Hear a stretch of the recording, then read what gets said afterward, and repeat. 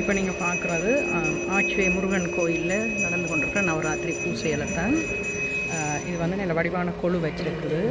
ஆச்சுவே முருகன் கோயிலில் நவராத்திரி பூசையை முன்னிட்டு அதைத்தான் இப்போ பதிவு செய்து கொண்டிருக்கிறேன். இங்கே பார்த்தீங்கன்னா இது ஒரு கொழுவுக்கு பக்கத்தில் ஒரு வடிவான சிலையும் ஃபாலும் வச்சிருக்கணும். இப்போ நீங்கள் பார்க்குறது இந்த கொழுவில் இருக்கிற எல்லா கடவுள்களையும் தான் பார்க்குறீங்க. கொழு வச்சிருக்க ஆர்டரும் இந்த வடிவாக இருக்குது.